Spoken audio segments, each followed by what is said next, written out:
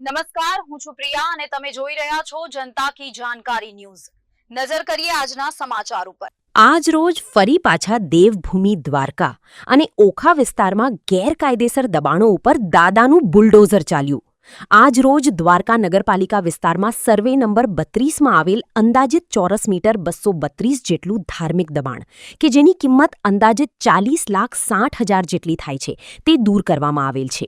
તેમજ દ્વારકા નગરપાલિકા વિસ્તારમાં આવેલ સર્વે નંબર 34માં અંદાજિત 300 ચોરસ મીટર જેટલું ધાર્મિક દબાણ કે જેની અંદાજિત કિંમત 52,50,000 જેટલી થાય છે તે દૂર કરવામાં આવેલ છે। આમ કુલ 532 ચોરસ મીટરનું દબાણ કરવામાં આવેલ છે જેની અંદાજિત કિંમત 93,10,000 જેટલી થાય છે જે દૂર કરવામાં આવે છે। દ્વારકામાં ઓખા જામનગર નેશનલ હાઈવે પર અંદાજિત 93 લાખ જેટલી બજાર કિંમતના ધાર્મિક દબાણ દૂર। કુલ 532 ચોરસ મીટર પર લાંબા સમયથી દબાણ હતા।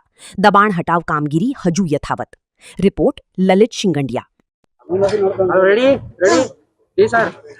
ये जो आज का डिमोलिशन हमने किया है वो डिस्ट्रिक्ट एडमिनिस्ट्रेशन ने तकरीबन 3 महीने का जो प्रोसीजर होता है उस प्रोसीजर के बाद लोगों को नोटिस भेजने के बाद जो भी सरकारी ज़मीन के ऊपर और जो दरिया किनारे जो ज़मीन है और स्पेशली अभी हम जहाँ पर खड़े ये डिफेंस की ज़मीन है जो नेवी का स्ट्रक्चर यहाँ से तकरीबन 50 मीटर की दूरी पे है, तो सिक्योरिटी सरकारी ज़मीन के ऊपर इलीगल तरीके से किया हुआ इंक्रोचमेंट, इन चीज़ों को ध्यान में रखते हुए ये जो डिमोलिशन है ये किया हुआ है।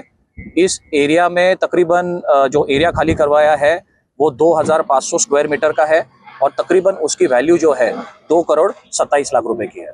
सर और 2 दिन तक चल रहेगा तो उसका भी और 2 दिन तक प्लान है हमारा, जहाँ जहाँ भी सरकारी ज़मीन के ऊपर इंक्रोचमेंट हुआ है तो जैसे जैसे हमारा प्लान एग्जीक्यूट होता है आपको इन्फॉर्म करते रहेंगे। सर द्वारका में क्या हुआ?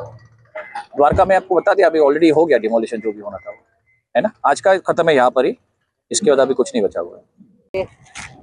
जी सर।